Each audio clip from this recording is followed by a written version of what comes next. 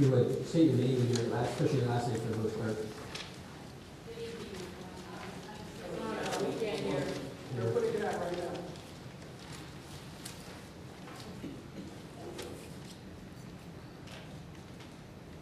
You got it? Is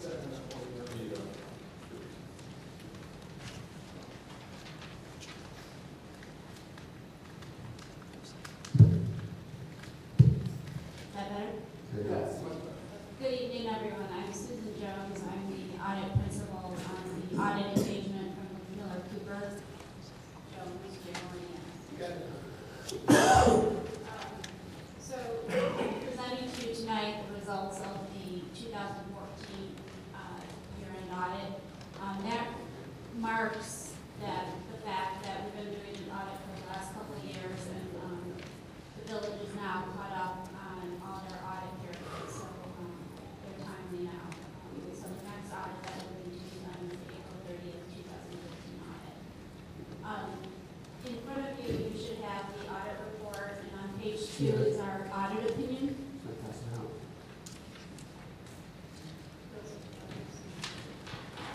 Okay. So, our audit opinion, because it's a governmental entity, we have to issue a lot of separate opinions on each of the various funds. All of the opinions were unmodified, which is the highest level of assurance that the village can receive, except for the governmental activities was a qualified opinion.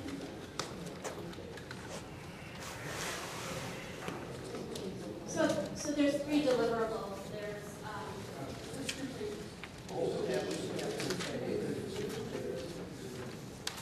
Why don't we just wait to talk before we read all the paperwork? Because I want to make sure everybody's got the same thing. I have to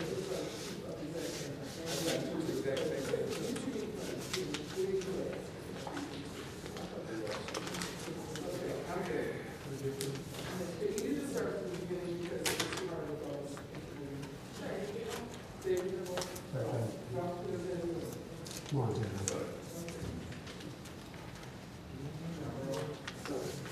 Right.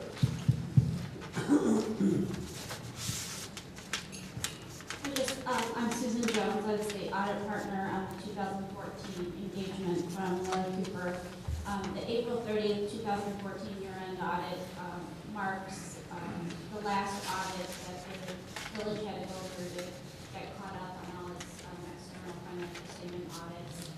There's one report that we're in the process of finalizing related to the federal grant that was received during 2014, and that's filed with the federal clearinghouse, and the village should be receiving that next week or 2. So Miller Cooper, in conjunction with the 2014 audit, issued 3 deliverables. One was the financial statement on the village as a whole, as well as 2 letters. Those are the 2 documents you have in front of you, our required communications letter, as well as management letter of recommendations. Turning to the financial statements, our audit opinion, we issue opinions on a variety of different funds of the village. All of the opinions were unmodified, which is the highest level of assurance that the village can receive, except for the consolidated governmental activities opinion that was qualified. And the only reason it was qualified was because the police pension audit was not done and not included in financial statements. And then the aggregate remaining fund information, that's an inverse opinion because of the same reason. So in the governmental activities fund, it was qualified because evaluation of the police pension obligation wasn't performed. The aggregate remaining fund information opinion is because the police pension audit was not done.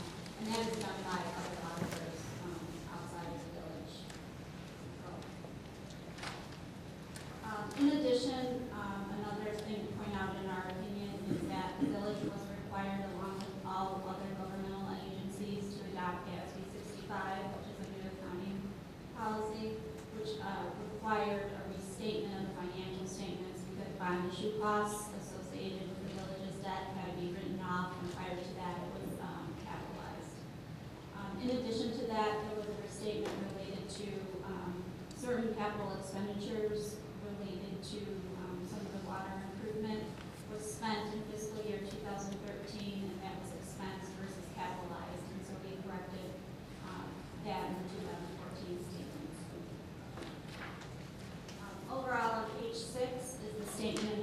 position, which is really the balance sheet of all the village's assets and liabilities, including both current assets and long-term assets and current liabilities and long-term liabilities.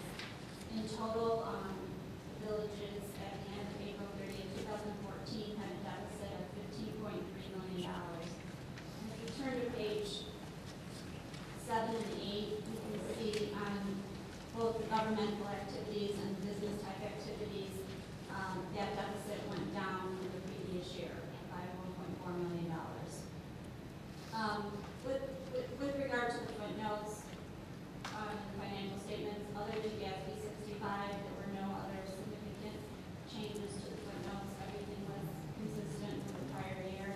And then beyond the footnotes is a deeper dive into all the funds of the village. Can we go back to our question? Granted, you said the village deficit of 15 million, but we have gone down last year. Did we go down the prior year also?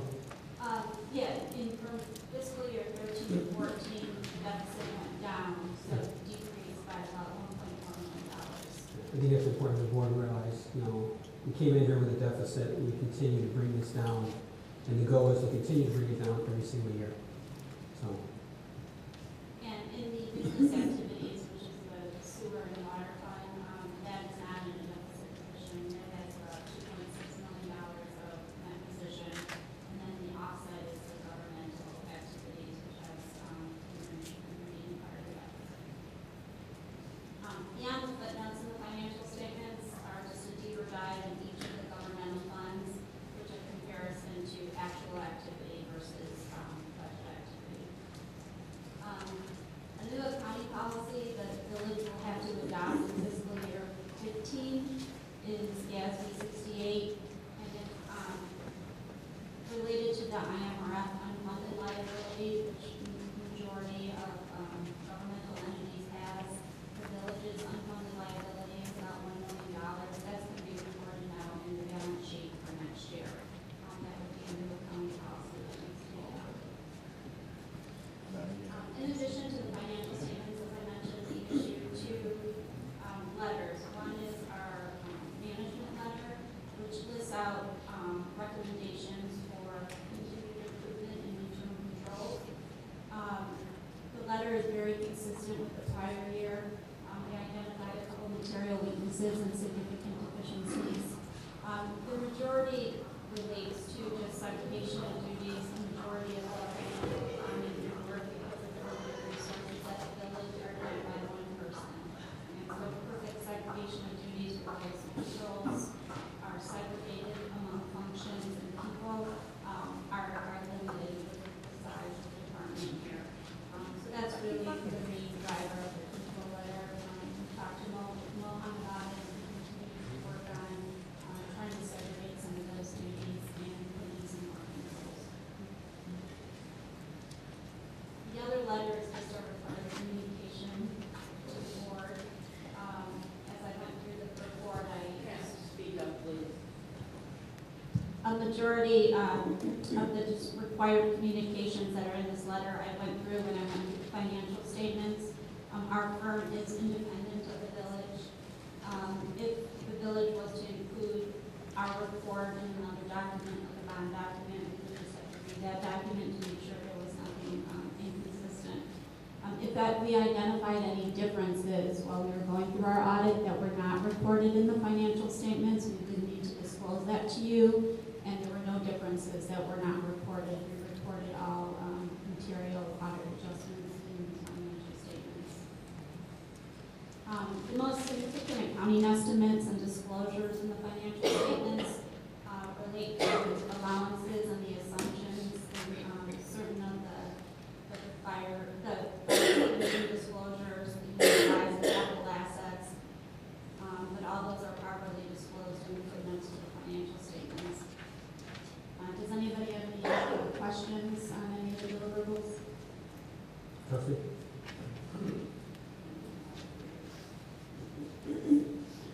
Yes, I have a couple of questions. First of all, how do I get a copy of that? Mohan has a bunch of them. Okay. The bound copy, the one that she has, the blue. Okay, I'm gonna get a copy. Also, in regards to our bond rate,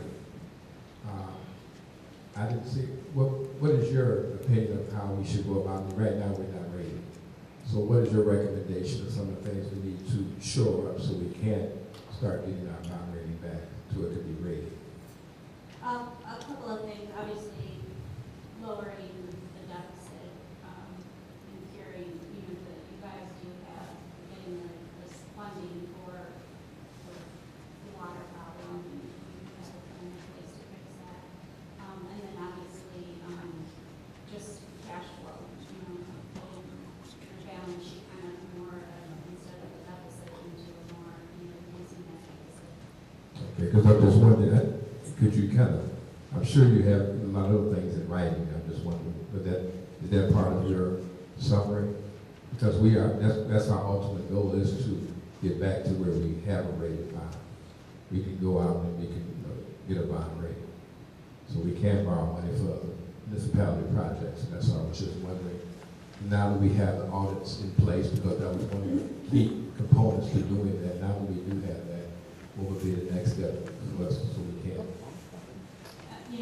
Talking to some of the banks and the financial advisors about what the steps you need to do.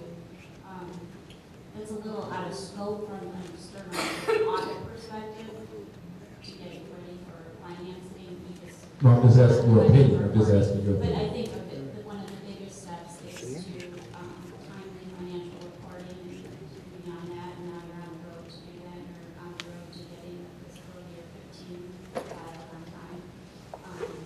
And then just continuing to get a budget in place, continue to reduce the deficit as it will reduce this next year. And then looking at some of these controls that we have documented, including enhancing controls to some segregation and things like that. Yeah, and I also saw that you said that, we need to get a certain person, but right now, it all falls on him. I mean, he does chief cook and bottle wash, he has to do. I mean, but that's because we don't have the personnel, but he's doing a great job, and I'm glad to hear that you said that he was, because he is not, so he's doing such a wonderful job, but he does need help. So I was just wondering, I appreciate, and I'm so glad that you did put that in there, that in the near future, if we can, we need to, look into that. But right now, we cannot, but I'm just glad that his reporting in a timely manner that you're doing that you reported that he's doing, a fine job. Anyone else? All right, so I appreciate you coming out, and hopefully you have a safer trip home, and hopefully the weather's clearing up a little bit. Thank you. At any time, if anyone has questions throughout the year, feel free to, phone line, All right, thank you.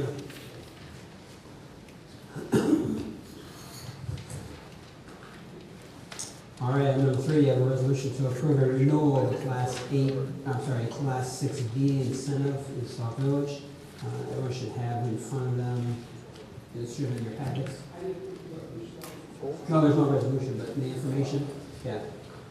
This is, yeah. Oh, we didn't put the previous ordinance? Okay. This goes for Jacobson, who lives right down the street, here on Florence Avenue. I'm sorry, Sigma, Class 6B is Sigma, it's right next door to the police department. No. That was Davis when it came the first time. Yeah, that is a Class A, I'm sorry. Class 6B is a renewal for where Sigma is sitting. Sigma is right next door to the police department. I got that mixed up. You have to quote me on the address, I can't remember. 21699 Florence Avenue, so it's right next door to the police department. Again, this is a renewal, so what it is the old resolution, and if I remember right, it's probably been 12, 15 years. I just got it, this is kind of like a last minute thing that came to our attention, so we're gonna have the renewal last month, which we hopefully might work. And the attorneys are working on it too, so something that's gonna come back to you is this way. Again, what ends up happening is they get to the point where, like we just saw in the Class 8 over in the TIF, these have to be renewed every so often. They go for a long period of time. They come back for the board. They're looking for a resolution from the board saying that we approve for the renewal, and then they do all the work with the county on getting the tax incentives. So are you putting this on the agenda to be voted on next week? If we have all.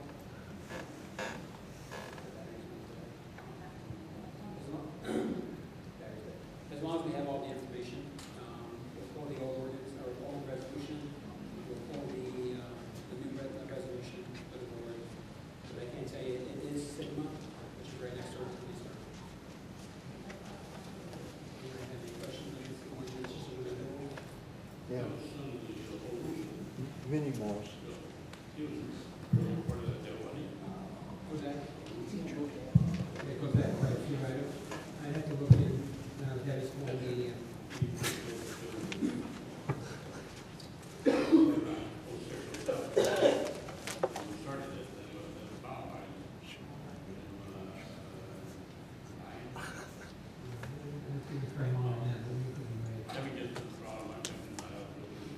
The ones that we looked at were not the ones that's like, it was, Sigma's been around for quite a long time. I mean, before Sigma was Napa. So you remember how many years ago it was Napa? No, the one right next door. And it's Sigma. Yeah, we used to be, I think it was Strucking Springs, so it's Napa, Strucking Springs, and it's Sigma. I think it was half of Strucking Springs. But as long as we get all the information, we'll get it for the board. it'll all be in that, by Friday, and we're gonna put it on the agenda. And if you have any questions, you can talk to Mohan, and you can tell me some more on this Tuesday. Yes, okay. We'll make sure we have everything by Friday. Any time to review it, and if you have any questions, you can call. That's where we're at on that. And again, we want to make sure we got it before everyone tonight. The next one is something that everyone's on everyone's mind, is the ordinance to amend chapter 58, the signs of municipal code of the village of Sauk Village. This is I'm fixing his microphone right here. He's gonna have, just one moment. Passing it to him now. So, this is the one that deals with the ground pole sign regulations, and trustee Myers. Got everything? Does work, oh yeah. A couple weeks ago, last week, we had store owner come in and ask if he can in any way or shape to be able to have a messenger sign on his pole sign. That particular item falls under the Unified Building Code and the municipal code. However, we do have a ordinance on board, that's a sign ordinance, and we checked, and the sign ordinance is the one we're gonna have to look at to amend. So I brought my committee together. We looked at several things. If you went through the sign ordinance and started amending this, amending that, you're gonna have a whole bunch of amendments. And it would really mess things up. You can't go back and go through the unified code, it's a code. So it really would make a difference to do a code. I mean, actually the ordinance in order to see the code. So what we talked about, and finally what we came to the decision, and we passed on for legal terminology, checked into. Under our sign, which is chapter 58, there's a section, pole sign regulation, and the pole sign regulation, it had the different classes underneath it. It had the class, district C1, C2, M2, and a couple other different, various different classes in district. However, the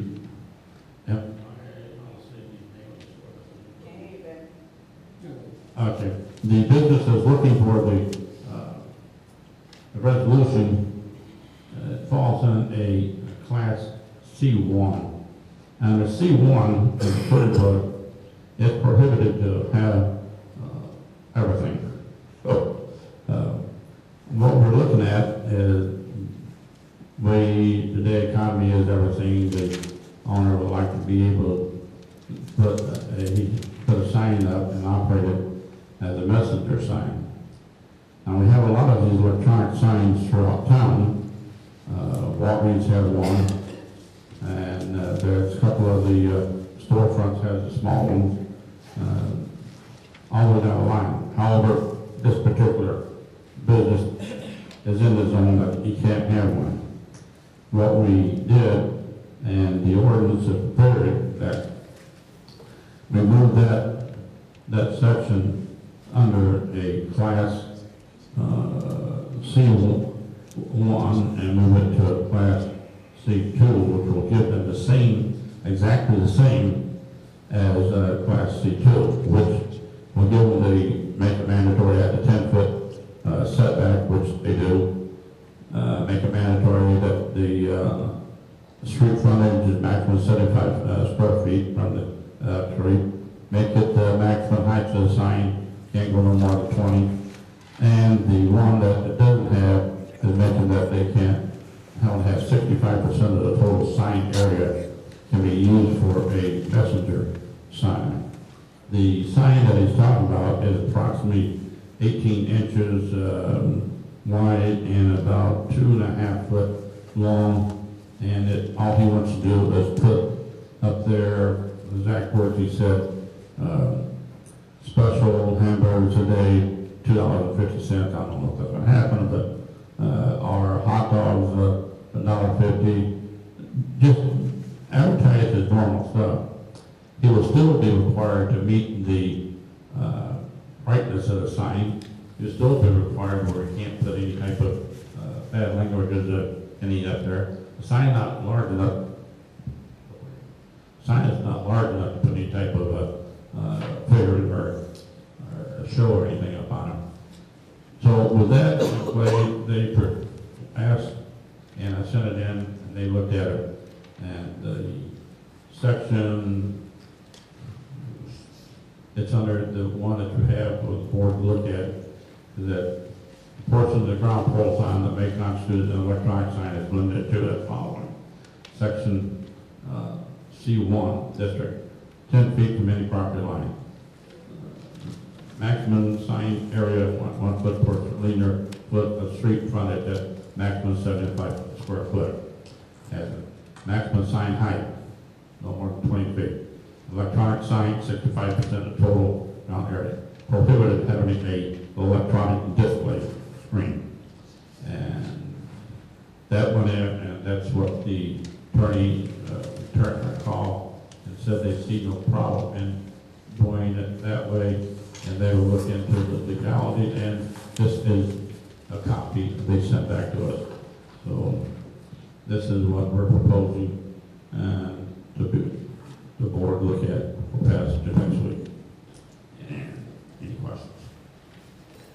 Trustee, Ed, I know Sherry brought this up, it had to do with scrolling. Is the scrolling part still in here? Or? Under C2, as long as it's set speed. There has to be a very slow speed. I think it's has to move every 6 to 8 seconds. They cannot go no faster. I mean, they can't fly across there. And it cannot be color red cannot be used in it, color green cannot be used in it, and color yellow cannot. Due to the fact the close proximity of the sign into our red lights, the ordinance and stuff, you know, in the distance or down, you see it, the sign shows, let's say, a red, and you approach the sign and you just see red light there, then you might mistake it at the stop sign for a plan on break. Anyway, there's it's a, what do we read? We have 200 watts, kilowatts, or it's very dim. It's very dim. You can see it, but you can see it if you drive by. It's under illumination. But yes, it has to move. It's a color in the bottom, and bright. That's what he's only referring to, in that part. Any other questions? Trustee? I'm just wondering, why can't it be red or green? What is the purpose? What? Walgreens is right there on the corner, there, stay red, it's red all the time. You, if And it's you, already colors programmed in it, what you gonna make it do? Gonna take the colors out? he can have the color, but he has to demonstrate a set color, but he cannot match up the sign, the stop sign or the red lights or anything. And if you look at it, I did, turn the light on, what was it, Wednesday? Last Thursday night, I turned the light on, and we turned it at maximum, brightness, and it's bright, it's really bright, and it definitely is. Driving down the road, and you can, driving down the road to, Walgreens is a control really to it. And the Walgreens is a large sign, you can see Walgreens way back. This one is a small sign. Matter of fact, some of the people said they had to actually stop and see the thing, but it's a small sign. It's a small sign. How about, sign permits still required? Excuse me, sir. Permit still required? Yes, permit and everything still require that. On oh, by the way, the other old one did have need a permit, What's good for permit? but now, but this one here, yes, it will be required to have a permit, yeah. Any other questions? All right, that's on the agenda for next Tuesday night. Can we go on the consent? No problem. Okay, put on the consent agenda. All right, move to number 5, consent issues. The trustees, have anything? Any updates, anything we're working on? Trustee Irish? Our committee did meet on the, review, but for the first time on tickets and stuff. We're met with the guys. We haven't got a manager that's been signed to us yet with the collection agency. Everything is ready once we get our manager from the collection agency signed to us, and then the first, I think it's 50 will be put in, and the state called that, and they just appear and will send us through and iron out the bug and everything will lay out. The other thing, the governor has to name a new one, and I think he has already on board, and then this gentleman here has to okay everything that's going on. One politics. Everything was. Trustee Irish? Yes, I just wanted to know when we were going to start with the budget. When we were going to start holding meetings or if there's some things, like you stated before, that we should start working on. I think you bring up a good point, because I think we should have a preliminary budget by the end of next week for the board, but I also have a note here that I'm still looking for trustees. We've had last year's budget 67% of the way through it, all the way through December. Looking for suggestions, looking for your scheduled meeting with me, if you have any suggestions you want to make, so as we present this to the board, we want to make sure that we look at some of these things. So, any trustees, and you do have the budget from last year through all the way through December, so you see where we're at 67% of the way through. So, but I do have a note on here. I can say something in the meeting. I am looking for your suggestions. I'm looking for your input. I gave you mine before in June, so I mean, it still hasn't changed, but by now you're right, it's 6-7% into it, but. Again, I look for suggestions like you gave back in June. And I didn't say there's anything wrong with suggestions you made, but I've said it all along for the last 6 months. I'm looking for the trustees to take your suggestions and work with them. I look at the suggestions you made last month, or last June, how far have you gotten on any of them? Have you started a committee? Have you done anything? No, I haven't. Okay. No. So again, I'm looking for the trustees, for you to get involved. I So did there. if you have suggestions, just like Trustee Myers did, he has suggestions, he's got a committee put together, he's doing all the legwork to go after the people who are not paying the bills. So Trustee Morton came up with suggestions. He's doing all the legwork. He's working with the Transportation Board. He's working on getting ordinances come from the village board. Again, we're looking for the trustees to take these and work on it. And again, as we go into this new budget year, we've got the budget always since the end of December. You've had the budget in your hand. Now I'm looking for you to come back again. As we're looking at things, we just had the audit. We know that we've shaved off about a little over $1 million last year that we were in deficit. We will continue to put together a tight budget this year. And we will continue to look for cost savings. That's why for the past 6 to 8 months, we've been looking to the trustees for cost savings. They will continue to stay on here twice a month to go cost savings. And again, I'm not looking for the credit. I'm looking for you to take credit. I'm looking for you to come up with a cost savings. I'm looking for you to take it, to run with it, and come back for this village board. And again, present to the residents, how much we've saved as a village based off what you brought for this board. So we will continue doing that. And again, last year we had a tight budget.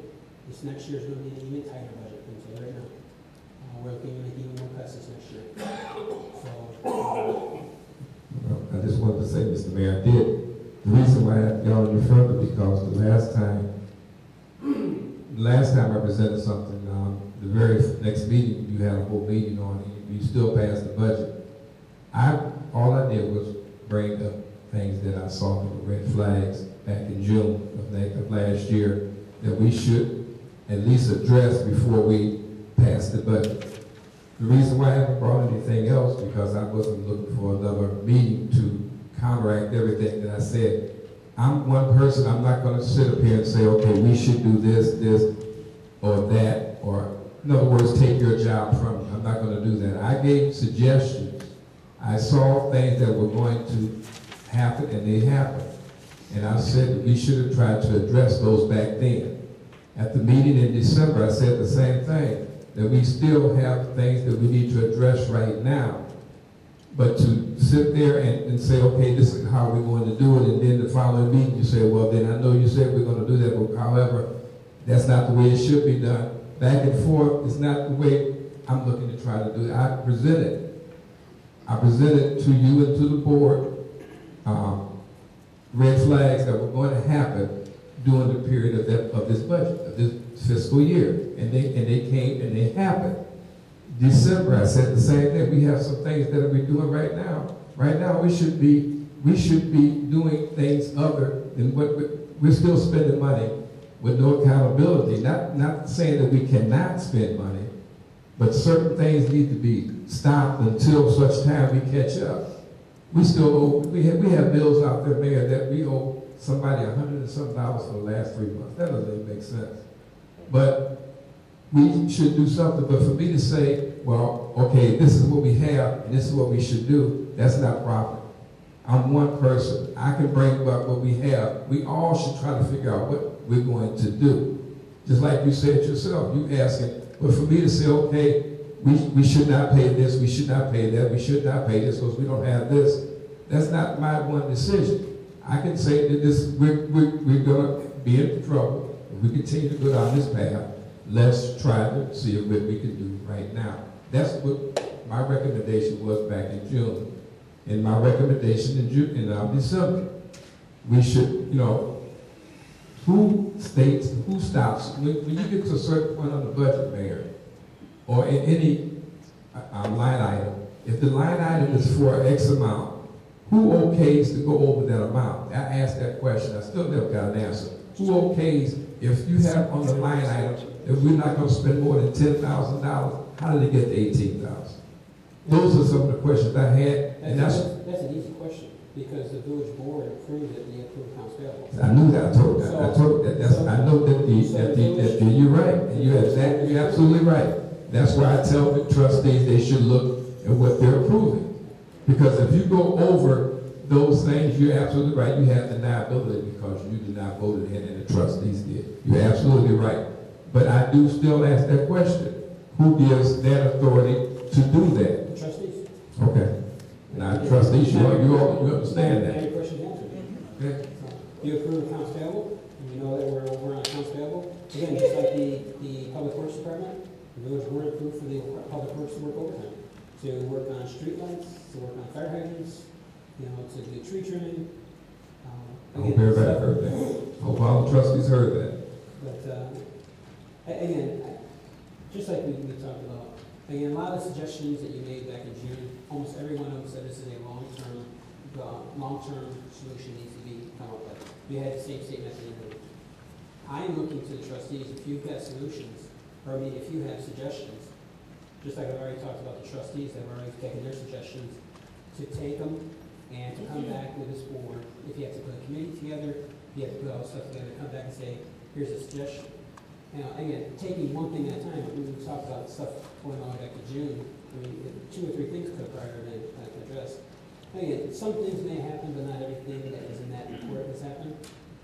I've heard all along that the village would go bankrupt by December. Here we are in February. I never said that. I'm just saying, I've heard. I never said that. So, We cannot go back. The village is not going to do that. You got tax money coming in. But, okay, trustee, let me talk.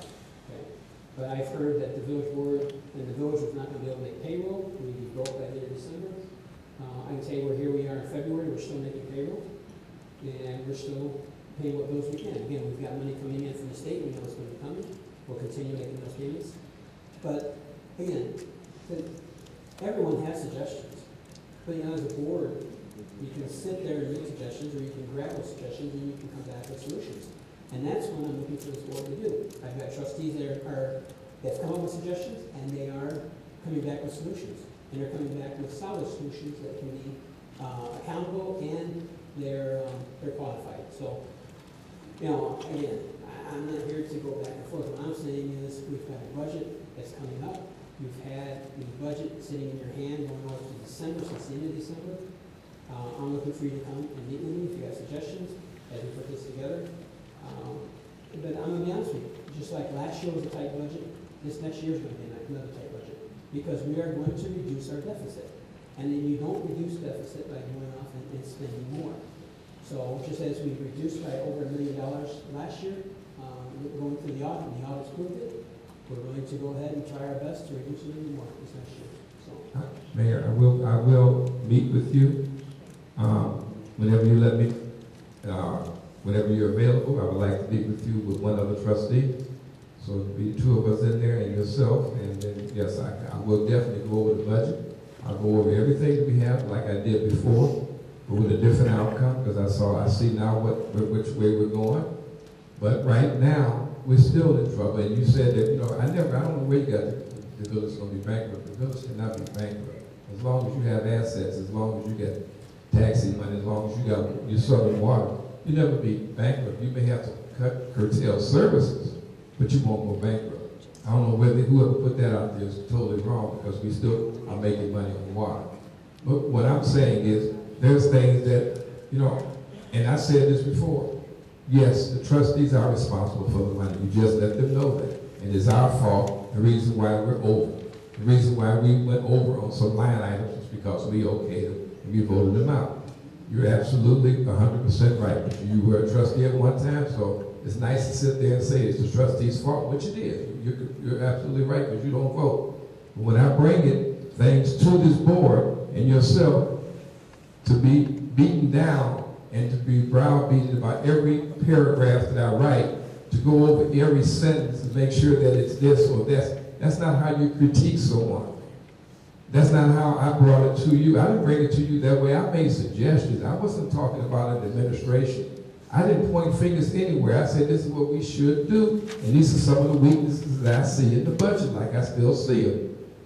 But, be criticized every step of the way for trying. That's why people don't do things, because that's what happens. You criticize even a person that's trying. Instead of saying, okay, I'll put this into consideration, you had a whole meeting, Mayor, a whole 2.5 hours talking about the recommendations that I put there. And that is uncalled for, because we still voted, and it was still voted up. In other words, the budget was voted. So you didn't have to do that. The only thing I'm asking is, if I do it again, which I have no problem with trying to go over it again, at least this time have an open heart and leave the politics out of it. Just say, okay, this can happen, that cannot happen. not, well, you know, you read that wrong, you said that wrong back and such. That's not what it's all about. It's trying to communicate for the betterment of this village. That's it. And again, I know we can probably go back and forth all night, but when you brought before the board back in June with your suggestions, I answered those with suggestions. And if you took offense to it, all I can say is, I mean, sometimes. Man, you had know, offense, you had a whole synopsis. You You had a 12-page. I answered everyone, so if I would sit here and say, no, we can't do that, then someone would say, well, why? So what I did was to try to take any questions out of it, and I answered every single question. So, again, we can go back and forth all night. I'm still looking for the votes when it comes up. Meet with me. And I think that's what you need to do. You need to meet face to face, and let's go over this. So that's how you get things done. You know, again, I agree, keep the politics out of it. So out here is where politics go back and forth. People want to throw their political, statements in there. You know, in the back, there's no political. It's not political. It's us sitting down, working on things, trying to get things done. And again, I've been on board for a long time. That's why I sit down with every mayor that I've ever had to deal with and try to work things out. And that's what you do. And if you can't come up to a solution, then you come out here and you discuss it. So. I said, I work with you. Whoever wants to, I don't know whether trustee would like to accompany with you and I need another trustee. Trustee. I want to ask a question to Trustee Williams. All of those items that you asked for, remember, all of items, did you ever get any of that, all that financial information that you had asked for? No, are you talking about burning the water? No, I'm talking about when you say, when you've given, village clerk a list of things that you wanted revisited and printed out for all of us to get copies of, you asked for about maybe 9 or 10 things. I can look back through my notes and see exactly what they all were. But you had requested financial reports and statements, and you wanted to revisit different previous reports that was given out. And you asked her to have Mohan, when he got back, to give you a copy of all those things again. But it was a package of things that you requested. Did you ever get any of that? No, I have not, but it was my understanding that we were going to be discussing that prior to the budget hearings. We have a schedule of budget review, from my understanding. So I know that the village clerk did put out a listing of a synopsis of the meeting, as it were, and I know those items were listed in that synopsis. So I would just ask that before we pick a budget date, if the trustees could have those items at least 2 weeks in advance, that would allow the trustees time to review and also to meet with the mayor, meet with Mohan, meet with each other, to return if they have any questions. Yes, and that was after you. I'll just send it to everybody, since you get close to budget time. Do you remember what it was? I'll send it. Do you remember the things that she requested? Basically, what I remember is not more so financial, but there was the thing about trying to put the trustees in charge to, as liaisons, to deal with the individual department heads, to make sure where they were with their budget. There was financial stuff. We did discuss that. Yes. No, I'm not talking about that. This was like around November. You had asked for a lot of things you said, and also had more. That was regarding water. All of those documents were regarding water. I wanted to know, how much had been spent out how much of it the came out account? of the water fund. I wanted to know how much we received. I wanted to know shut-off rates. I wanted to know what our, how much, the percentage of runoff that we had. I wanted to know how much it would cost for infrastructure, total infrastructure, how much it would cost for repairs of what we have now, because part of the problem with the water is, the fact that we don't have the boosters, and the fact that in some places, even if we got big Michigan water, it still wouldn't change anything. I did want to know all that information. I wanted it presented at the community. It's my understanding that the city was there, and that's going to be on the agenda sometime this month or next month. Is the last one? But Let's meet that month. you were talking on that for Jim to be on the agenda. I remember that, I don't remember what it is. I don't know if it's, I know it's either the end of this month or the beginning of March.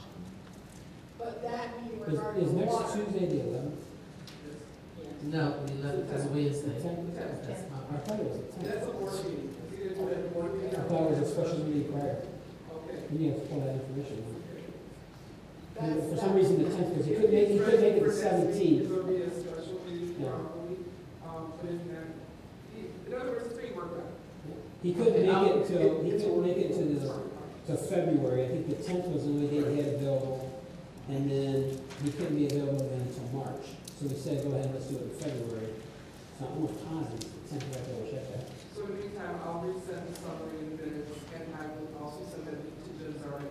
So when he makes his presentation, all of the questions are included in the presentation, which may take place next week or maybe sometimes earlier. All of these, the trustee will take the question. I'll make sure that he has a copy of the summary. I'm hoping that all of the things that trustee Williams requested, along with all of the findings that trustee Burgess found after going through the report, and him being the liaison for finance, that we could really this time get the budget, since the mayor has suggested that the trustees get involved and take more accountability of the money that's being spent, no matter if they have to be here to midnight, 1, 2, 3 o'clock in the morning, how many pages trustee Burgess come out with, how many reports trustee Williams want. We can really go through the budget line item by line item and really work it out to get the best results so that we don't go into overspending and overtime and all the things that he suggested that would make no difference. Also, trustee Williams suggested that we revisit that piece that trustee Burgess gave. So hopefully this time we'll be able to look at all of it, just so we're gonna be here till we can get it done. Because everybody's always rushing. That's the biggest problem. Remember that. I'll wait. Because I remember last time you couldn't stay. That's not true. Y'all be the ones that be disappearing. All right, anyone else? All right, move to public comment. Our question of council is directed to the mayor, is to be given 3 minutes comment on topics of their choice. The speaker will be allowed 1 opportunity to speak. Please state your name for the record.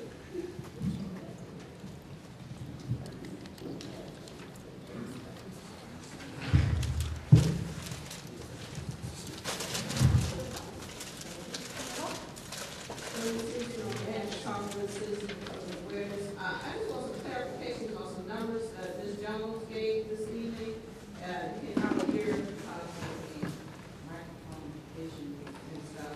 So it's my understanding that we have $15.3 million in the whole overall debt for Sauk. Did I get that right? Yes. And we're down 1.4 from last year. Is that right? Okay, and I understand that 2.6, that the water fund is in debt by $2.6 million. I didn't hear that. Ron, can somebody tell me what the balance of the water fund is? Finish all your questions first. And, Finish your questions. okay, well, that's one of my questions then. And also, the committee that trustee Myers is starting, can you tell me, can you anticipate how much you're going to try to collect from residents on, unpaid fees or anything? Do you have any kind of figures where it's coming from? If it's coming from the water fund, unpaid fines, fees? I mean, do you have to break down that, or, you anticipate how much, and so we reduce the deficit? That's the question. And also, Ms. Jones recommended some, there's some cost savings initiatives in the report, and I was wondering, is that available to the public? That's it. Right. First of all, clarification. I'm writing it down. Clarification, the village is still currently, if you look at our deficit, it's about 15.3 million. However, if you look at that, we were about $1.4 million higher last year, so we've reduced that number. We'll continue to reduce that number as we go forward, and that's one of the things that we challenge. Mohan and I are challenged with presenting a balanced budget that reduces our debt. The water fund is not in a deficit. The water fund had a $2 million, 2.4, so we're not in a deficit there. The committee that trustee Myers, 2.6, thank you. 2.6. The committee that trustee Myers has, again, that goes after tickets, fines, fees. The initial amount that we're looking at is about $250,000, $250,000. We're not 100% sure. The first set of figures we had in, Right. but then we found some citations still existing from the old selection agency, So it could be higher. and it could be higher. So To two, the purpose that we're on board with the collection. So, we found additional things that have been sitting out there for years. So the official, or the first numbers looking at, the initial numbers are looking at about $250,000, about $250,000. However, as they continue to dig in and find out more and more, there is some other older debt that's sitting out there, it's not there for quite a few years. We're grabbing that, so that $250,000 could increase. Again, it all depends on, we're going after people who's getting a tax return. Okay, So as they get a tax return, Sauk Village will get their money first. okay. So they'll get a blank check, and we'll get some money out. So again, someone, first of all, for us to get that money, someone has to be getting a tax return. And again, that comes from tickets, fines, fees, people not, you use fees for not paying your water bill, things that's coming for the courts. So we've got that. And then recommendations from Ms. Jones here. Again, not really cost savings initiatives, we call as recommendations for better, what word am I using? What's that? Segregation of funds and stuff. And, one of the suggestions they made is, Mohan wears many hats. And, a suggestion is we hire some more people to take on some of those hats from Mohan. Which, Mohan sitting here, he knows it's not going to happen. Mohan's doing a great job wearing multiple hats. Some of the suggestions that they gave previous audits we've already put in place. If you look at, it talks about putting together an expense report and documenting what people are spending, bringing in receipts. We put that in last year, I think it was, we put that in. So when they came and did the audit this year, we were able to show them, our expense reporting, receipts, and things like that. Before the village always ran, we got a per diem. You got $100 per day. If you count for 3 days, you got $300. So now you get $100 per day still. And you come back and get receipts. And you spend $100 per day. You come back with cash also. That you come back in the village. We're running more like corporate world. Again, I think we've made some other changes in the previous audits that they gave recommendation. And when they come in, they make recommendations. It's not something that we have to do, but it's a suggestion. Yeah, because their suggestions are good. Some of them we can't afford, some of them we can, if it's easy enough. So, that's what we're at here. But, I think I got them all. All right, thank you very much. Appreciate it.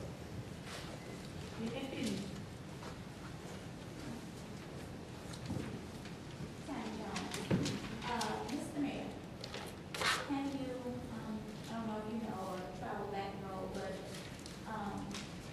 Sauk Trail and Burnham Avenue has a pond or whatever it is back there, but it's unprotected. Can you possibly find out how we can get guardrails or something put there? And I'm only asking because now that it's winter, and our guys did the best they could in the midst of the plowing over there. However, it's still pretty slick, and I know because my husband and I kind of slid a little bit, but that pond is not protected. There are no guardrails. So my question to you is, can you find out how to fix that? Is that your only question? Yeah, that's it. Okay, first of all, that's not inside Sauk Village. That is Cook County. Those ponds are under the Forest Preserve. That's Forest Preserve property. And we don't plow snow on Sauk Trail, where you're talking about. Sauk Trail and Burnham. Sauk Trail, we don't do that. That is county roads. Okay. And the county is responsible for both Burnham and for Sauk Trail. In fact, they're responsible for all Sauk Trail. We're not responsible for Sauk Trail. State has storms. State has storms. So, but again, we can send a letter out to the Forest Preserve and on behalf of the village.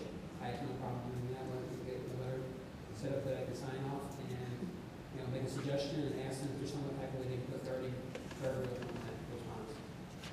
So it'll take care of it and keep it a little bit appropriate. I'll send a letter out. Thank you. All right, thank you.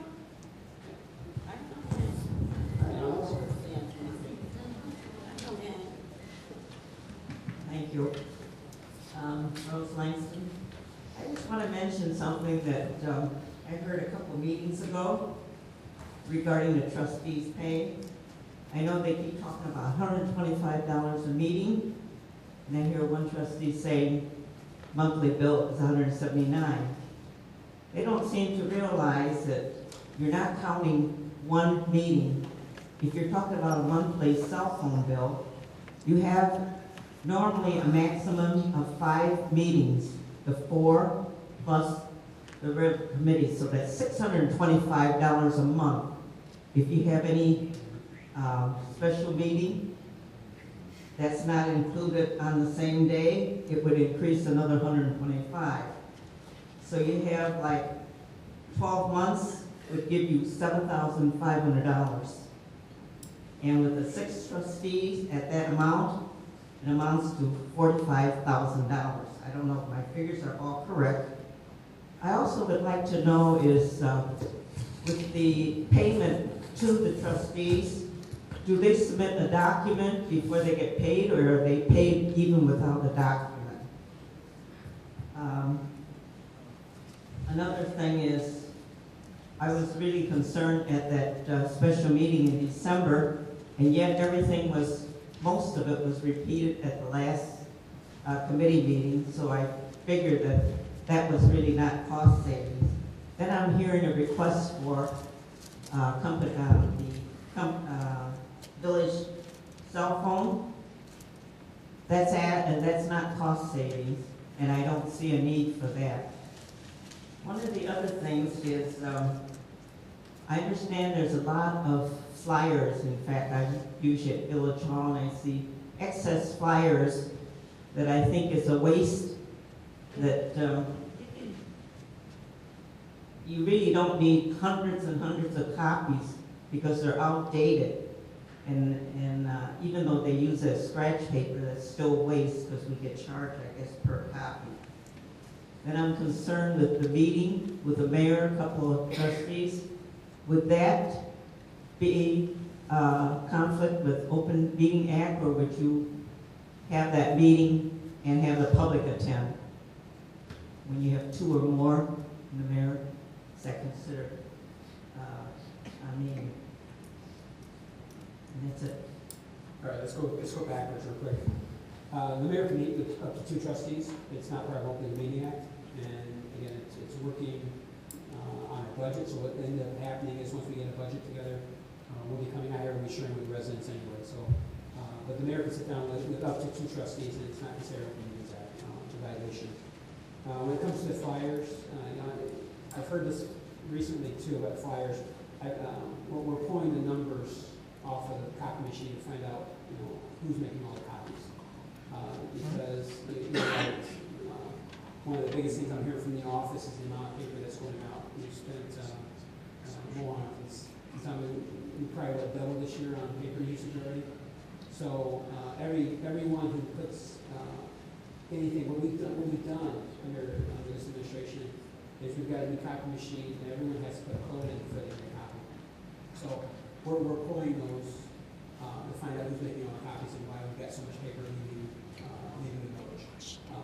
So we are on top of that one. Comes to committee meetings, trustees fill out a form for their committee, and the village clerk has it documented in the minutes if the trustee's here, so that's how they get paid. So on a committee meeting night tonight and a village board meeting night, that comes from the village clerk. On their own special committee that they have, there's a form that they have to fill out saying the date that they had it, what committee meeting they were at, and then they have to sign off on it. That's how they get paid for those meetings. But it's only 1 meeting per month that they have to fill the paper out, because the village clerk takes care of the rest. And again, I don't see cell phones coming out in this next budget, so I don't get concerned about that. We are making further cuts this next year, so we'll be cell phones. But and again, the meeting in December, the trustees had it right now. It's right there that 3 trustees ask for a meeting, and they sign off on it. They call for a meeting. So trustees did nothing wrong by having a meeting in December. They follow the rule of law when they had a meeting. So and again, I don't know. I was looking at, I had a partial budget for me, but I can't see exactly what the amount is that the trustees get paid throughout the year, but it's in the budget. You'll see it's budgeted for those meetings. And we base our budgets based off the board minimum, to be honest with you. We don't include any extra meetings because we expect to get our business done at the meetings that we already have planned. So we can look at last year's budget and find out what we budgeted. I think we're right on schedule, correct, for last year. So what we budgeted last year for meetings, we're right on schedule, which is good. So, all right, thank you. Anyone else? Yes, I am Francine Anderson, and I live at 1606 216th Street, Mayor. I have several questions, and I hope that you have some papers so you can kind of jot my questions, please. First of all, I would like to know if we have salt. This last storm has left our streets unsafe. I know the block that I live on, 216th Street, did not get plowed until 2:38 p.m. on. So I don't know what's the schedule. I don't care what it is, but I know it's unsafe. And if we're paying overtime, then you're paying overtime anyway. So you say you don't have enough staff, pay them so that the street that I live on can be safe. I don't know about what happened on any other block. I'm just talking about 216. I also would like to know, during your discussion today, you talked about the review of the 2013-14 audit, and Miller was here and done that. But when did you guys vote on it? If you're talking about it today, and why is it on the controller's website? If you're just not talking about it in the public, and you haven't voted on it, then you tell me why is it on the state controller's website? What kind of business are you doing? It's not in front of the public, but it's in front of the public, because it's very public on the website.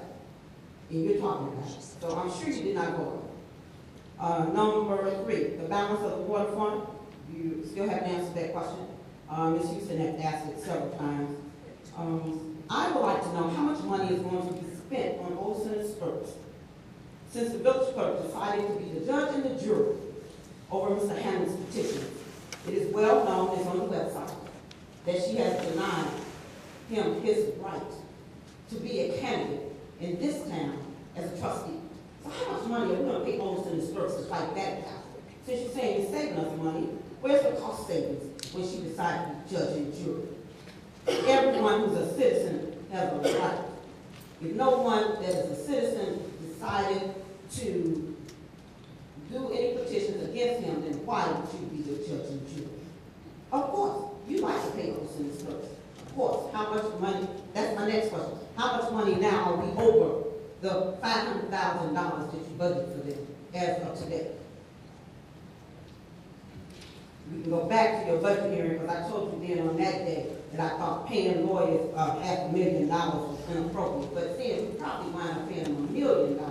Maybe you put that in your budget for next year, and maybe our citizens will get in an uproar because we are a small town, should not be paying lawyers $1 million. That's like, In my other 10 seconds, since I only have 10, Mr. Mayor, maybe you can also answer this question. The question will be, sir, when are you going to give the citizens a notice of what's correct, what is going on in this town, besides the flowery presentations that you give us, and you tell me that I'm still with my final little words in my final little sentence. So, you said that you saved $1.4 million in your last budget because we had a deficit of $16.7 million. So, and you said you're going to present a balanced budget. I hope your trustees will look at the budget this time better than they did last time, because this citizen, Francine Anderson, told us before we even passed the budget that you're going to be in a deficit. Now, answer please. All right. I think any way you look at it, we were in a deficit. We'll go backwards. We were in a deficit last year. One good thing to look at is we're $1.4 million less than deficit going into this year. So, again, we will continue to work on reducing our deficit. We came in here with, let's say, what, close to 19? Close to 19, if not over $19 million in deficit when I became the mayor. So to say that we're down now, so what was it, 14? 15. So say that we're down to 15, I think that's great. It's great not only for this board that's sitting here, but it's great for the residents to realize that, you know, we made some tough cuts. And even though, you know, just like the trustees have taken on more responsibility, the department has taken on more responsibility, the village employees have taken on more responsibility to help our village to get where we're at today. Our village attorneys have taken on more, our village engineers have taken on more, and to help us out. Questions was, how much do we owe Otis and Sturt? I don't have that number in front of me right now. But again, when we look at Otis and Sturt, they represent each of those residents. If people weren't out there filing, you know, frivolous lawsuits or you know, things like that, they wouldn't have to get paid. You see tonight we have committee meetings. We've cut the amount of meetings that the attorneys attend. It came out for an executive session tonight to update the board, and he's gone. So, you know, again, we're looking at ways to cost savings, but again, those attorneys are getting paid for representing you residents. And that's what's important. And realize that with Olson and Sturt representing us, we're winning cases. That's what's important. If you look at the majority of the cases we're losing, it's where Olson and Sturt is not representing Sauk Village. It's where previous attorneys that were put in place in the previous administration were put in place, those are the ones we're losing. So I think it's important that you make sure you realize that. When it comes to the petitions, I'm not going to talk much about it. I'm just going to say the village clerk did what she was supposed to do. She followed up with the village attorneys to make sure she was doing exactly what she was supposed to do, and she did it. And I'm going to say that, you know, as a clerk, just as a trustee, just as a mayor, there's things that you're supposed to do. And sometimes they're tough, and sometimes you're going to get criticized for them. But you know what? What I would say is, if you can go home and lay your head on the bed at night, knowing that you did what you're supposed to do, that's what's important. So, again, if you're getting your information from social media, it's not true. So, just remember, I've heard it at the last meeting. I heard, remember the source where you're getting it from.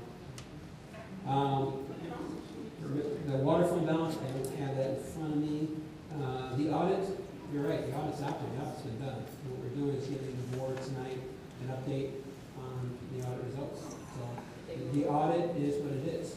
We're not giving an audit for next year for money being spent. It's an audit for everything that's already been spent already. So giving us a financial picture on where we're at, and again, that's why we haven't come back. The person who was one of the ones who did the audit comes to you talk about the streets being unsafe. You know, I hate to tell you, but our village is better than any other community around here. And I'll tell you why. I've been driving everywhere, and our streets were better than any community around here. We had 20 inches of snow in less than 24 hours. We had more snow in one day than we had going back into January and probably December of last year. Our public works department started early Sunday morning working on the arteries, the main arteries of our Sauk Village streets. They worked over 11 hours. They went home and rested for a little bit, came back in the middle of the night on Sunday and worked, and then they went back out there again on Monday. Again, the important thing was getting our main arteries so people could move. And I know people are complaining about Sauk Trail and Torrance. Sauk Trail and Torrance are not Sauk Village streets. That is your county and state roads. That was their responsibility to do those streets. After we got our main arteries up and moving, and I tell you, I was out Sunday also. I was out plowing snow Sunday. I had my kids out. We were pushing people out. I know Trustee Morton was out plowing. I know Trustee Myers was out with the fire department. We put the fire department on the streets to be able to make sure that we were accessible in case there was ever a call. The fire department itself, they opened up as a warming center in case anyone lost power. So there's things that happened during this storm. We were prepared, and we made sure that things were working. And again, one of my closing statements tonight was talk about how good a job that our employees did. Public Works stepped up to the plate. You know, we had every single Public Works employee out there. Every single snowplow that we had were out there plowing snow. We had ESTA out there working to make sure that there were any accidents, making sure that the people were safe. We had our police department were out there on the streets. We had, I don't miss anyone. Fire department was out there working during this time. So, you talk about overtime. We did pay overtime, but I'd say even with the overtime that we're paying, we're right on in the water department, right where we need to be. Do we have no Sauk? Yes, we have Sauk. And Kevin keeps up with it, and what they did, we did nothing different than any other community did. As the snow started to fall, cleared the streets. After snow started, after we were able to get the streets under control, the salt went down. Okay? After the salt went down, we saw cold weather start coming in. It's very difficult for that salt to activate. And again, every single community, we heard the same thing happen.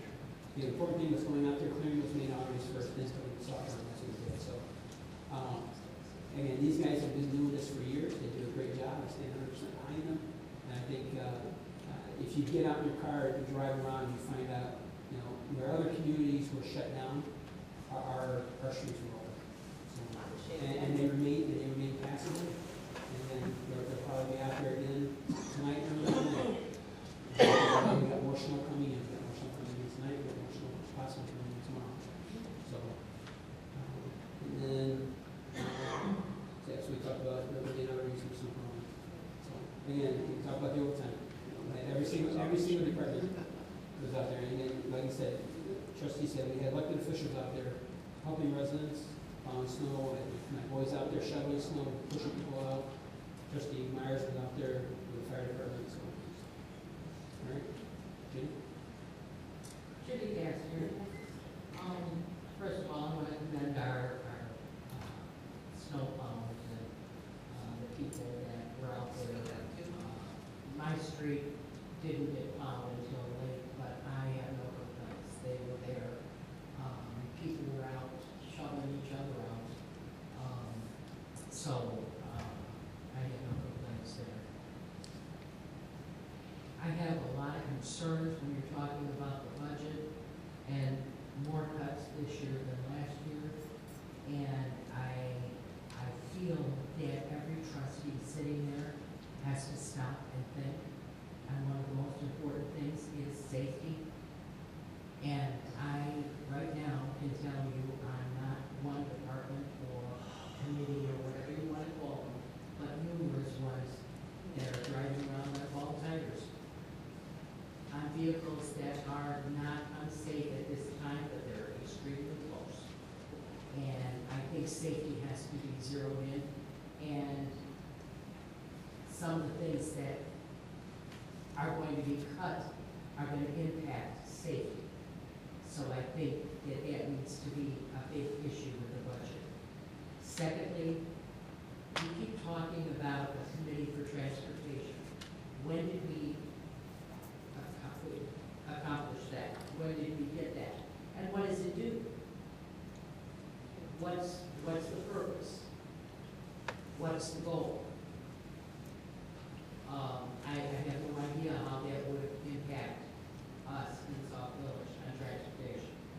So I would like to know what that means and how it's going to be put into effect, or if it's already in effect, how it got there.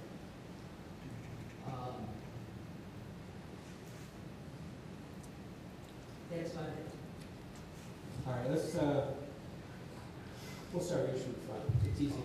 So I appreciate that you very much will pass off your compliments to the department. So it's always, they always like their things, especially when they're probably pretty tired right now. Budget, and again, I think with the budget, everyone has concerns, but I can assure you that, when it comes to, if we have cars that need tires and stuff, that's the department that's to make sure it comes out. I don't think I have turned down one request for buying tires, have I? On car repairs. I haven't turned down any request. I had fire department came with a request for fixing one of our engines. Was it $17,000? Pretty close to it. And I said, we gotta have it done because of safety. I look at the main concern about safety is police department, fire department, that's your first two.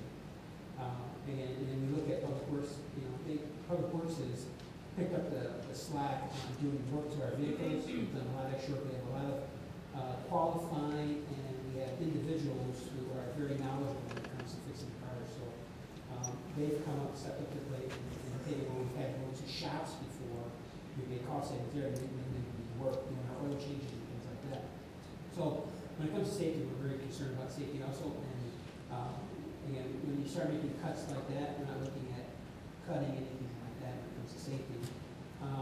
So, again, as we get into the budget, right now we're looking at the previous year's budget, where the trustees come together. We'll look at the budget, but there is still probably some, call it some fat out there that we can cut off. Transportation Committee, we talked about today, Trustee Morton, right now is currently representing me through the Southborough Mayors and Managers Transportation Board. He attends one meeting per month. In fact, he attended one today. And what they do is they talk about transportation, road projects through IDOT, through Southborough Mayors and Managers. By Trustee Morton representing me, we've got a couple projects that we've through the village and both Southborough Mayors and Managers. We've got one for a step grant that we're looking at putting additional funds to help put sidewalks and stuff in down Sauk Trail, all the Cottage Grove, down Cottage Grove, to Mary Burn Drive. So we're working on getting a step grant through that through Southborough Mayors and Managers. He's also working on the additional lane. He's also representing the village and representing me as the mayor when it comes to the additional lane that they're planning on putting in this next year on 394 Sauk Trail. We've also talked about, there's a couple other projects. He's out there looking at grants. They've got some other grants and stuff out there when it comes to, what's that called, recreation. So we're looking at, is there something that a recreation grant that we can use here in Sauk Village, the trustees looking at areas, he's working with other departments, things like that. So now when it comes to a committee that's getting paid for, no, not yet. This is again a committee that's outside the village. He doesn't have any committee members. Again, it's through Southborough Mayors and Managers, so what you have is mostly mayors and managers. But and it's on, and you're right, it's on, he pays for it himself to attend these meetings. Again, you're right, takes off work to attend these meetings. It's one meeting per month, but it's again, so Sauk Village has representation at these meetings. And we're looking at additional funds coming out next year. Talk about projects he meets with me probably regularly, brings additional information to me, and then we look at it together. He asks for advice on some things that's coming up. And again, I know a lot of it when it comes to mayor and manager. I just don't, I'm unable to attend these meetings because they're during the day. So when we talk about transportation, we talk about some things that he brings to the table. As part of his reports now, if you know, he talks about some of the things that's happening. Again, not all it's Sauk Village. Some of it may affect some of the train stations, things like that. But Sauk Village residents use those train stations and things like that. So he brings that information to the board. But there is no committee, nothing that's getting paid for as of yet. Again, we're talking, and while he's working, he's been working very hard for the village. So, all right. All right, anyone else?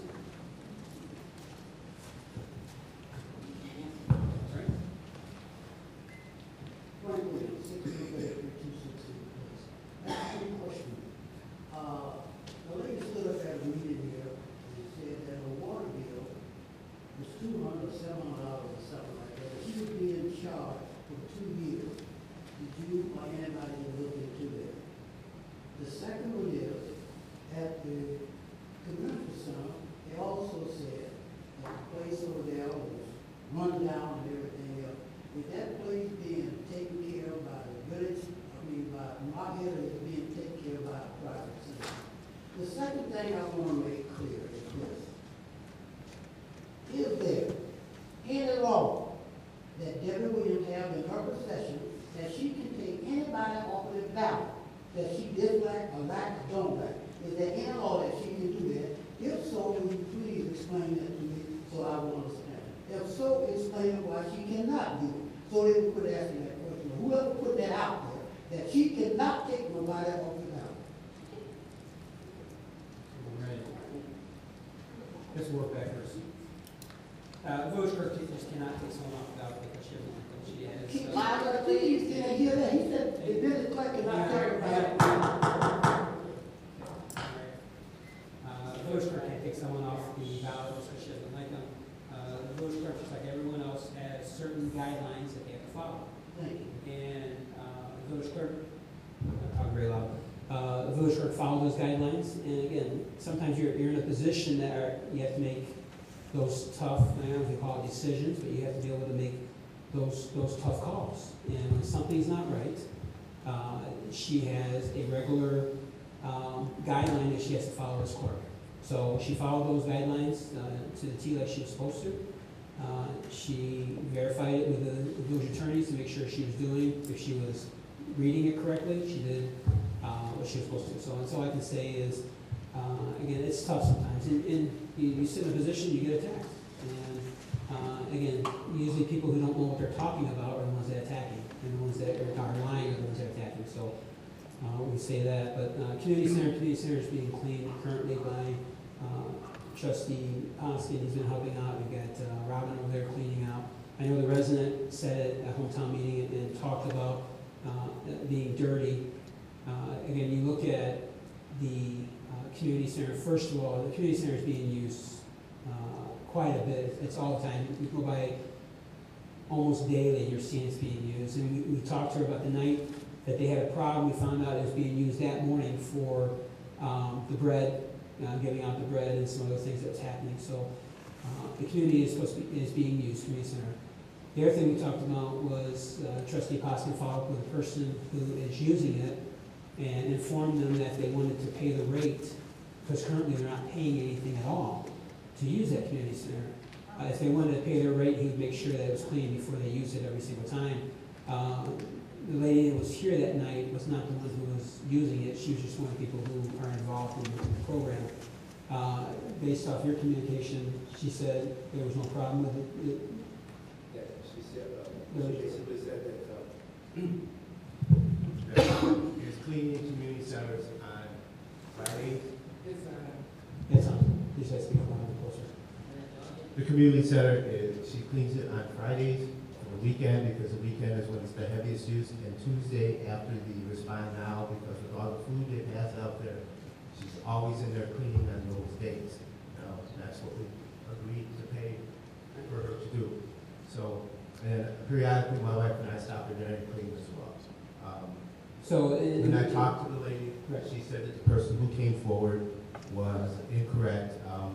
Their big concern was the temperature in there. The temperature has a thermostat has a box over it, so the only person that can change the temperature in that building is Kelly. I don't even have a key for it. So that's something when they're dancing, or I ain't dancing, I guess they get hot. They want to open the windows, but the windows don't have handles on them anymore because people are leaving them open all the time. So those are the reasons behind those things that they are being corrected. So we did follow up on that. In fact, we talked to the person that's running the program. They said there was not a problem with it being dirty. They didn't have a problem. They said that they saw that it was being clean. And again, like I said, the only issue they had was they thought it was too hot in the building. But again, when you're out there exercising, things like that, you're going to, it's going to get a little hot. So on the water bill, we did follow up on the water bill. I met with the residents. Again, it had a water bill that for 2 years they refused to let the village in to read their meter. Once we got in there, we found out that they had cut the wire where we could do the automatic reading. Once we were able to get into the house, we were able to fix it. And one thing I explained to the residents is there's 2 ways on that meter. One, you can read it from the outside, but it also has an analog reading on there. So an analog, it has, if you look at the numbers, those numbers continue to turn. So we were able to go back in the village and say, here's what they paid for, and here's the amount of water they had not paid for. Now, we also tried to reach out to the resident and try to make sure if we could do a payment plan, but there were some issues there. I have turned it over to Mohan and Cindy. Again, I don't get involved as much. The first 6 months as mayor, we had so many people that did not pay their water bill because of previous administration. I was heavily involved in helping people getting payment plans. I'd sit down with them, asking them how much they could pay, and work with them to do payment plans. I don't do that anymore. Cindy and Mohan work with them. If they get to a point where the resident is just, if you want to say belligerent or refuses to work with them, I will step in and see what I can do. If I can work something out, I will work something out with the resident. Because we don't want to turn people's water off. We want people to have water. Same thing with this one. It did go back 2 years, one thing we did find out. But it went back 2 years because they tampered with their water meter. And they refused to let our water department to come in and make the repairs needed.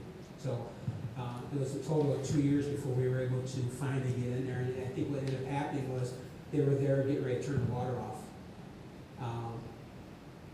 And they finally let them in the house. And I think what happens, they probably didn't think they'd be able to see the proper reading, so that's where the water is. I don't know where we're at on there, I think Mohana City is working with them, but, again, we'll work with any residents that are willing to work with us, and we'll do our best to make sure that residents continue having water.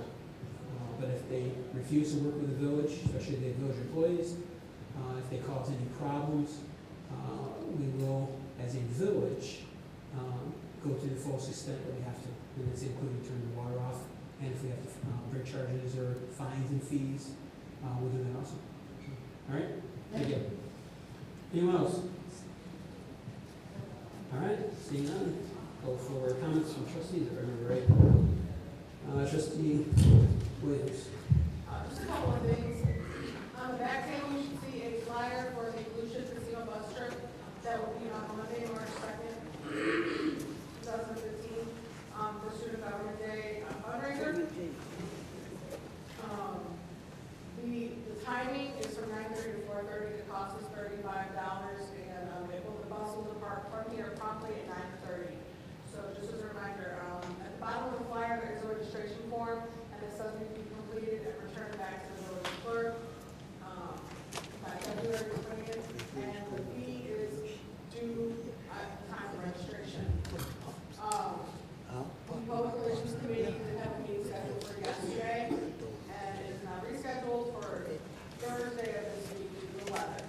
And we will be here at 4:30 on Thursday. I have no questions. It's been a while since I ran for trustee, so I have a long time ago. No question.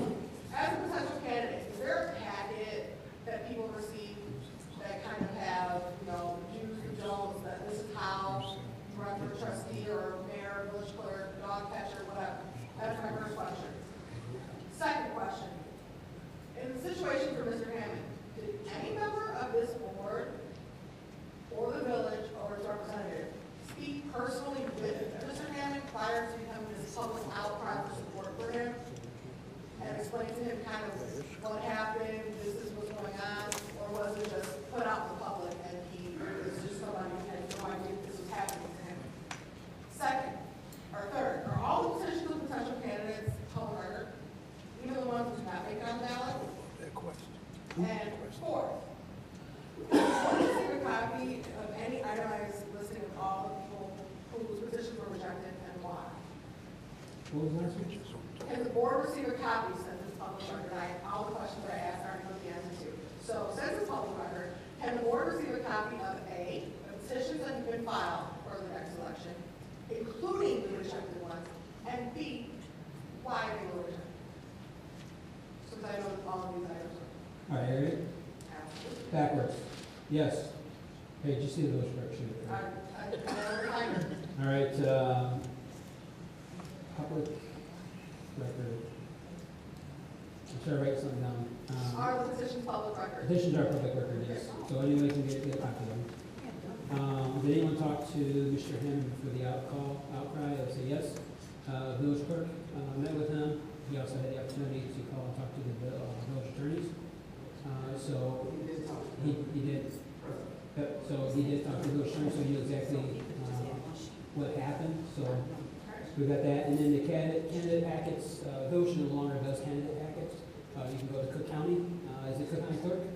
It's actually called candidates guide, and all candidates are expected to read it fully before they apply, before they put their petition in the village clerk.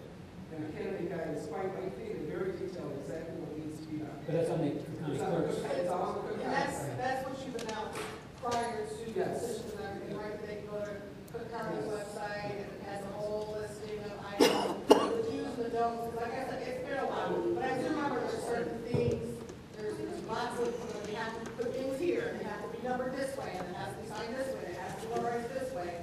So I just wanted to make sure that information is provided for anybody who wants to run for public office. And I think as a village, we stopped giving candidate packs that much. It's about 5 years ago.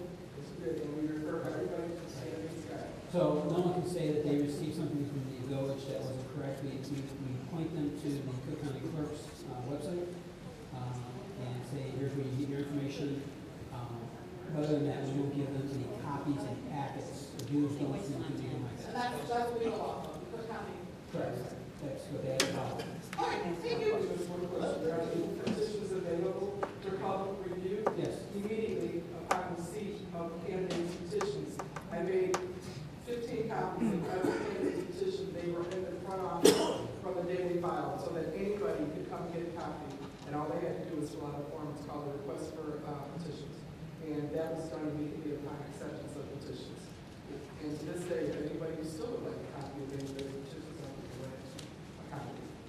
Should find out if she's scanning it. Actually, Yeah, and answer my question. that's not a problem, because they're already, I think if she's scanning, let's do a page on the website.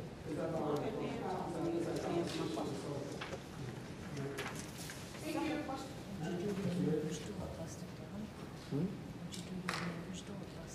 Yes, thank you. We haven't ran out. I just wanted to, can anyone hear me? I just wanted to remind everyone this Thursday here at Village Hall from 9 to 2 p.m., 9 a.m. to 2 p.m. CETA will be here with their home energy bill payment assistance. So the first come, first served basis. We'll be here. I'll be here from about 8:30 on to let people in. CETA will be here at 9 o'clock to set up. So those that remember how it went last time, bring the documentation. Those that don't remember, I do have some flyers. There's some flyers in the back desk, and there's some flyers out in the hallway. It's also up on the website, and it's also as you come in, and it's out in the stores. So it's also going to be put on the marquee. I think it's up there now. So this will take place this coming Thursday, and I hope it can help a lot of people, because I know a lot of people need that. Also, I just want to remind everyone my next town hall meeting will be February the 18th here at the Village Hall at 7 o'clock. We have some special guests that will be here that day, so come out and see what's going to happen. That's all. Thank you very much. Trustee Pascal? Which one? 7 o'clock. Okay, thank you, Mr. Mayor. First of all, I'd like to remind everybody that our next Parks and Recs Committee meeting is this Thursday, the 5th, at 6 o'clock over at the Community Center. We also have the craft show coming up on March 14th. We're still looking for vendors and always looking for shoppers. We also, just so everybody's aware of this, and especially the board here, this weekend, the Boy Scouts are having their sleep out over at the Community Center from Saturday night to Sunday morning. They're also Saturday night having an Eagle Scout presentation for a couple of the kids from the area who made their Eagle Scouts this year. That will be at 6 o'clock on Saturday. I think that's by invitation. Also, we're starting to have baseball signups now. They are going to be this weekend, next weekend, and the weekend after, and that will be from 4 to 7 p.m. At the Community Center. And Ed Sullivan is in charge of that, running that, taking those applications. So any questions need to be directed to him, or you can call me and I'll give you his phone number. I don't want to probably announce his phone number, but and that's all I have. Trustee Martin?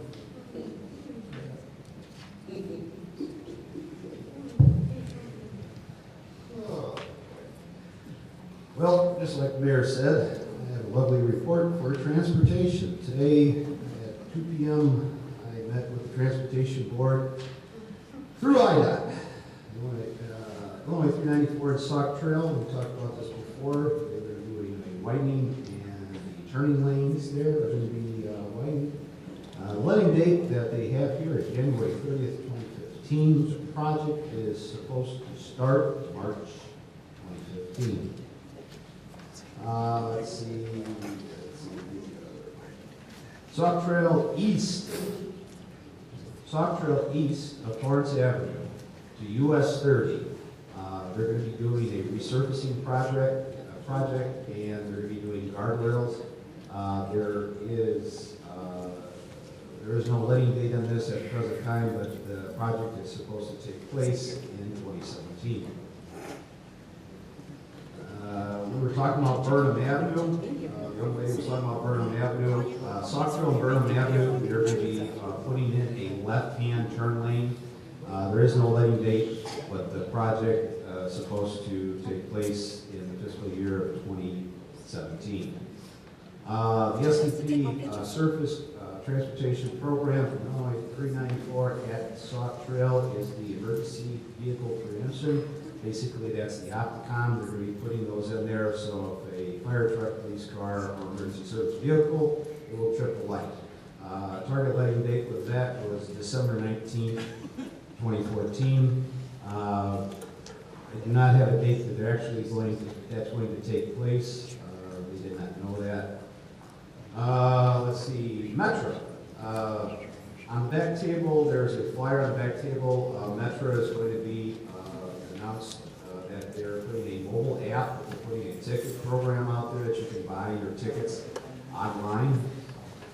And when it comes to PACE, the South Suburban Expressway Bus Network, there's being a corridor study to have a bus route from Illinois 394 to I-9 into I-94, ending in Chicago at 95th Street at the bus station. They're actually doing research that it actually is going to be a bus route straight there to Chicago. And that's all I have. Trustee Washington. Thank you, Mr. Mayor. Real quick, I just want to say a couple of things. Number one, came up from a resident about the paper that was being used in the front office in regard to whoever's using paper. I just want to say, as far as the neighborhood watch is concerned, and myself, I chair the neighborhood watch once a month. We run off approximately 200 maybe flyers. Arima paper is $5 at Kinko. That's 500 sheets of paper. Also, we have the no texting and the no bullying, which we ran off initially, and those flyers have been in the lobby, and we also disseminate them throughout the entire village.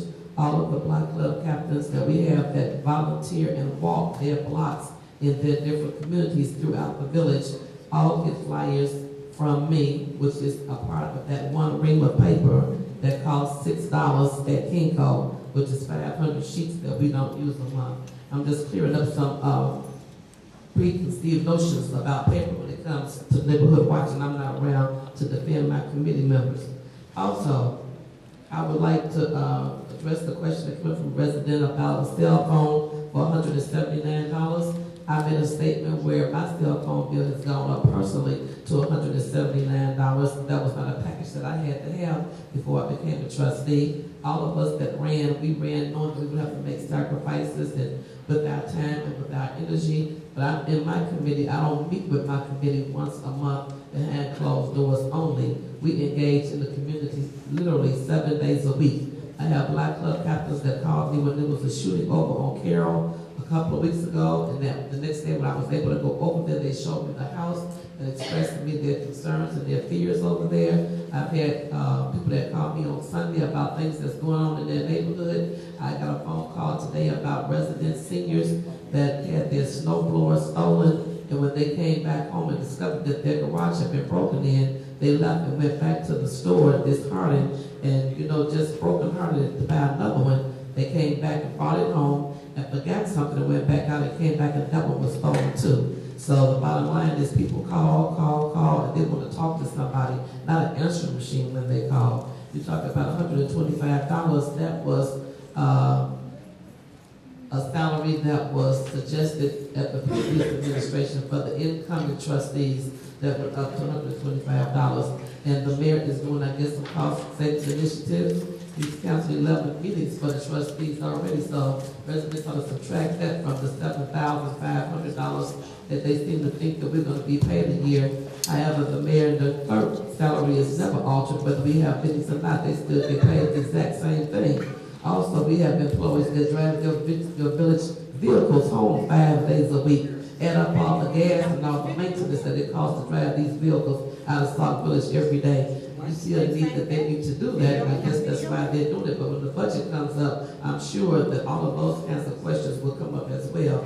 Because the Harper, and it's okay for anybody to feel anything and to voice and to say anything they want, including myself. We may make $125, but we don't bring home $125. After taxes or whatever, we may bring home $400 in a month. I mean, you want us to make $40, you want us to make $20, you want us to work for free. There are lots of cost-saving initiatives that I can go through with employees throughout the entire village. So it's, again, for the neighborhood watch, put my number in code in all day long. We use about 2 reams of paper a month, which is about $12 compared to somebody driving a vehicle home 5 days a week, using gas, mileage, coming back and forth, wear and tear on vehicles. I never asked for a cell phone. I don't know if any of the other trustees did or not, because I know at the last administration they was able to, in their budget, to afford cell phones up until one point when they was all asked to turn them back in. We've never had that privilege since I've been a trustee. I don't expect to get that privilege or vouchers for gas or anything else.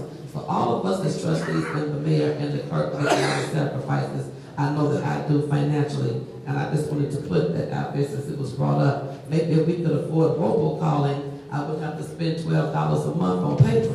Then we could call all the residents, and I wouldn't have to have people walking and knocking on doors, passing out literature. Unfortunately, the Sauk Talk is at the library, the village hall, and maybe a few more places where people never can see it and they never get a chance to read it. So the Neighborhood Watch Committee takes it upon ourselves to walk and knock on doors and disseminate when we're having our meetings, as well as other information that's on that flyer. It's not just about the Neighborhood Watch. It's about a lot of things that's going on in the village. I've also passed out the village calendar. I've passed out information for the mayor. I've passed out information for other trustees that have events coming up. I make packets and pass them out. That's already back there on the back table. No bullying, no texting. Those flyers are not made every month. There's no need to make them every month. So I wanted to address that because I was the trustee that brought that up. And in conclusion, we will be having another neighborhood watch meeting like we do every month. This coming Monday, we have it every second Monday at 6:30 at the fire station at 7 o'clock. And I would like to invite all the residents to come. We have a great committee that work very, very hard, and we have some exciting things that's planned for this summer coming up. And that concludes my report. Trustee Myers. I have no report, so I need to meet with you on the definition, get the time, the date. I thought they wanted the date. The schedule does not comply with this. No problem. Again, I'd like to just thank all the Sauk Village employees for everything they did over the snowfall that we had, that large amount of snowfall. Public Works, Fire Department, Homeland Security, and Police Department. Thank you for all you've done. We'll pass it off to the department heads also. We'll pass it down to the employees. Again, remind the trustees, you have the budget all the way through December. Start looking at it, come back with your suggestions, set a meeting.